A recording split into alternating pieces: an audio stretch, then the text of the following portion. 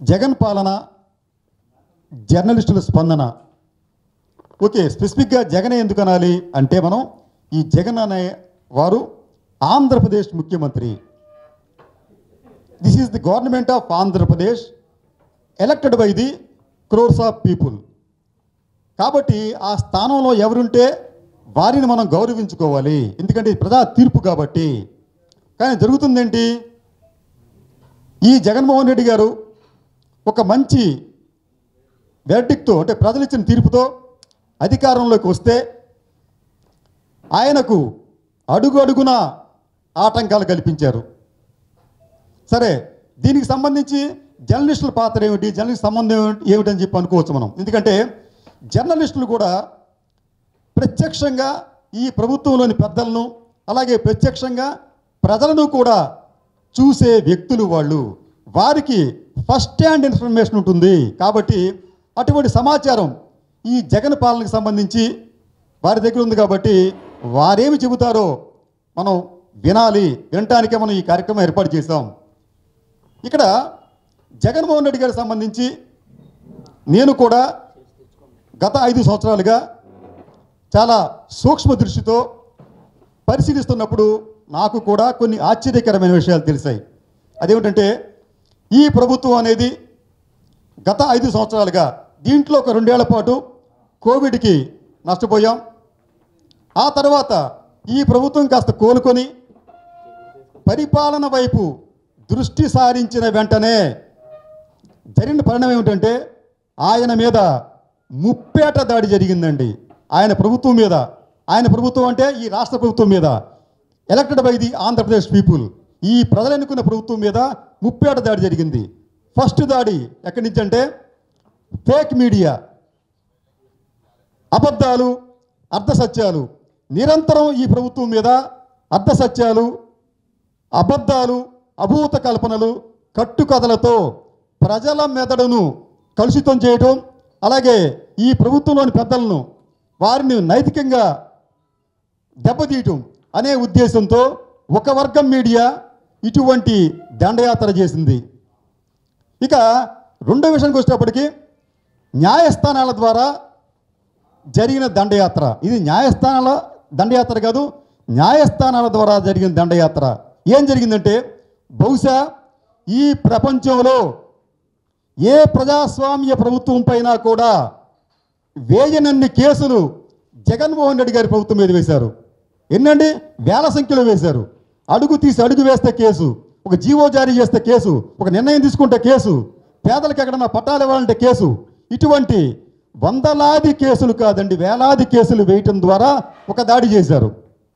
ఆ దాడిలో కూడా ఒక పార్టీకి చెందిన ఒక పెద్ద, ఒక ఫిల్మ్ ఫ్యాక్టరీ లాంటిది, అంటే ప్రజాహిత వ్యాజ్యాలను తయారు చేసే ఒక ఫ్యాక్టరీ లాంటిది ఏర్పాటు చేసి తన అన్యాయాల ద్వారా ఇటువంటి కేసులు వేయిస్తూ ఈ ప్రభుత్వాన్ని ఇబ్బంది పెట్టే ప్రయత్నం చేశారు.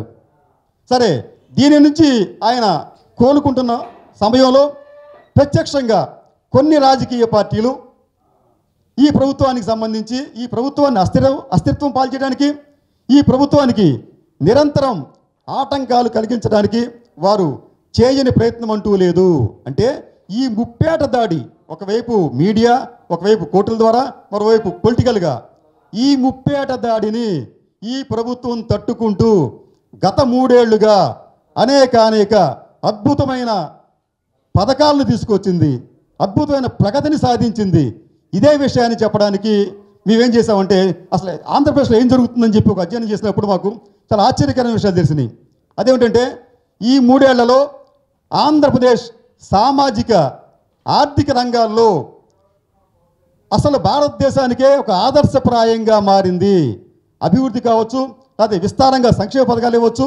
ఫలితంగా ఏమైందంటే ఆంధ్రప్రదేశ్ ప్రజల ఆదాయాలు బాగా పెరిగాయి, నిరుద్యోగం తగ్గింది, ఇన్ఫ్లేషన్ తగ్గింది. ఇవన్నీ అచీవ్మెంట్స్ అయితే దానికి భిన్నమైన ప్రచారాన్ని ఇప్పటికీ కూడా కొన్ని రాజకీయ పక్షాలు, ఒక వర్గం మీడియా చేస్తూనే ఉన్నాయి. దానిని గురించి వివరించడానికి ఒక ఏంటంటే, మీకు జగన్మోహన్ రెడ్డి గారు తరచుగా ఇది ఒకసారి సార్ ఫోన్స్ కొద్దిగా తల్లి పెట్టు సార్. జగన్మోహన్ రెడ్డి గారు తరచుగా ఇది పెత్తందారులకు పేదలకు మధ్య యుద్ధం అని చెప్పి అంటున్నారు. బహుశా ఇది నిజమే కావచ్చు. ఎందుకంటే ఈ పెత్తందారులకు పేదవారికి జరుగుతున్న పోరులో పేదవారే ఈ రోజున పైచేయి సాధించారు, పేదవారే ఈ రోజున అభ్యున్నతి పొందారు.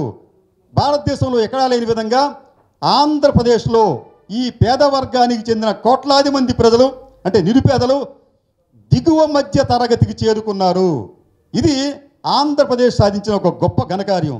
అంతేకాకుండా దీనికి సంబంధించి గత 3.5 అంటే యాక్చువల్ చెప్పాలంటే మనం ఈ ప్రభుత్వం పనిచేస్తుంది కేవలం 3.5 సంవత్సరాలే, 5 సంవత్సరాలు అయినప్పటికీ కూడా ఈ 5 ఏళ్లలో జగన్మోహన్ రెడ్డి గారి ప్రభుత్వం అలాగే మోడీ గారి ప్రభుత్వం మనం ఒకసారి కంపేర్ చేసుకుంటే మోడీ గారి ప్రభుత్వం గత 58 నెలలుగా దేశవ్యాప్తంగా 20 లక్షల కోట్ల రూపాయల నగదు నేరుగా బదిలీ చేస్తే జగన్మోహన్ రెడ్డి గారి ప్రభుత్వం ఈ 58 నెలల్లో 3 లక్షల కోట్ల రూపాయల నగదు బదిలీ చేసింది. అంటే దేశవ్యాప్తంగా జరిగిన నగదు బదిలీల్లో 11% ఒక్క ఆంధ్రప్రదేశ్ నుంచే జరిగింది. అలాగే మీకు ఈ పేద ప్రజలకు సంబంధించి వృద్ధి లేకపోతే వారికి సంబంధించిన బెనిఫిట్స్ ఏంటంటే ఆంధ్రప్రదేశ్లో ఈ 58 నెలలుగా పేదవారికి లభించిన అదనపు సొమ్ము దాదాపు 11.41 లక్షల కోట్ల రూపాయలండి. 11.41 లక్షల కోట్ల రూపాయలు. భారతదేశంలో ఏ రాష్ట్ర పేదలు కూడా ఇంత పెద్ద మొత్తంలో లబ్ధి పొందలేదు. ఎందుకంటే వీరికి దాదాపు 31 లక్షల ఇళ్ల స్థలాలు ఇచ్చారు. ఒక్కొక్క ఇళ్ల స్థలం వ్యయం తక్కువగా 2.5 లక్షల రూపాయలు అని చెప్పి మనం అనుకుంటే వాటి విలువే దాదాపు వేల కోట్ల రూపాయల్లో ఉంది, లక్షల కోట్ల రూపాయల్లో ఉంది. ఇది కాకుండా నేరుగా కానీ పరోక్షంగా కానీ దాదాపు 5 లక్షల కోట్ల రూపాయలు ఈ ప్రభుత్వం పేదలకు అందించింది. ఇది కాకుండా గృహ నిర్మాణాలు చేస్తూ ఉంది. అంటే కేవలం పేదల అభ్యున్నతికి పేదల సంపద పెరగడానికి ఈ ప్రభుత్వం తీసుకున్న చర్యల కారణంగా దాదాపు పేదలకు 11.41 లక్షల కోట్ల రూపాయలు సమకూరింది. సరే, ఇది పేదలకైతే రాష్ట్రాభివృద్ధికి సంబంధించింది ఏమిటంటే రాష్ట్రాభివృద్ధికి సంబంధించి కూడా బహుశా భారతదేశంలో ఏ రాష్ట్రము పొందనటువంటి అభివృద్ధిని ఆంధ్రప్రదేశ్ పొందింది. ఇది కూడా అతిశయోక్తి కాదు. దీనికి ఆర్బీఐ నివేదికలు అలాగే నీతి ఆయోగ్ నివేదికలు ఉన్నాయి. మీకు ఈ 23-24 సంవత్సరంలో ఆంధ్రప్రదేశ్ స్థూల జాతీయోత్పత్తి వృద్ధి రేటు దాదాపు 17% ఉందండి. ఇది టైమ్స్ ఆఫ్ ఇండియా కథనం, ఈ మధ్యన వచ్చిన పత్రికలో వచ్చిన కథనం ప్రకారం 17% ఉంది. ఇది భారతదేశంలో హైయెస్ట్ అని చెప్పి మనం భావించాలి. ఇంత ఎక్కువ గ్రోత్ పొందిన రాష్ట్రాలు ఏమీ లేవంటే ఇది అతిశయోక్తి కాదు. అలాగే మీకు 2018-19 అంటే చంద్రబాబు నాయుడు గారి హయాంలో ఉన్న స్థూల జాతీయోత్పత్తి విలువ 8.73 కోట్లయితే అది ఇప్పుడు దాదాపు 14 కోట్ల రూపాయలకు పెరిగింది, 14 లక్షల కోట్లకు పెరిగింది. అంటే ఈ పెరుగుదల అనేది 5.27 లక్షల కోట్ల రూపాయలు. ఇంత పెద్ద మొత్తంలో జీడిపి గ్రోత్ కూడా భారతదేశంలో ఏ రాష్ట్రానికి లభించలేదు. ఎందుకంటే 17% గ్రోత్ రేట్ అనేది ఏపీలో నమోదైంది. అలాగే మనకి మీకు మౌలిక సదుపాయాలు, మీకు రోడ్లు కావచ్చు లేకపోతే పోర్టులు కావచ్చు ఇతరత్ర ఏమైనా కానీ దానికి సంబంధించి దేశవ్యాప్తంగా దాదాపు 70 లక్షల కోట్ల రూపాయల పనులు జరుగుతూ ఉంటుంటే ఒక్క ఆంధ్రప్రదేశ్లోనే 6.75 లక్షల కోట్ల రూపాయల పనులు జరుగుతున్నాయి. అంటే దాదాపు 10% పనులు అంటే దేశవ్యాప్తంగా జరుగుతున్న ఈ మౌలిక సదుపాయాలకు సంబంధించిన వ్యయంలో 10% ఒక్క ఆంధ్రప్రదేశ్లోనే జరుగుతుంది. ఇంతేకాకుండా దీనికి సంబంధించి ఆ ఏపీ గ్రోత్ రేట్ అనేది 23.36% ఇన్ఫ్రా రంగంలో మనం వృద్ధిని నమోదు చేశాం. అట్లాగే ఎగుమతులకు సంబంధించి మనం దాదాపు 20% వృద్ధి ఉంది. చంద్రబాబు నాయుడు గారి హయాంలో ఎగుమతుల్లో మనం 9వ స్థానంలో ఉంటే అది ఇప్పుడు మనం 4వ స్థానానికి చేరుకున్నాం. ఆంధ్రప్రదేశ్ అనేది గేట్వే ఆఫ్ ఈస్టర్న్ ఇండియా అనే పేరు వచ్చింది. ఎందుకంటే మన ఏపీ నుంచి దాదాపు 2000 రకాల వస్తువులు ఇతర రాష్ట్రాలకు ఇతర దేశాలకు కూడా ఎగుమతి అవుతున్నాయి. దీనికి సంబంధించి మొత్తం భారతదేశంలో జరుగుతున్న ఎగుమతుల్లో 10.42% ఎగుమతులు ఒక ఏపీ నుంచే జరుగుతున్నాయి.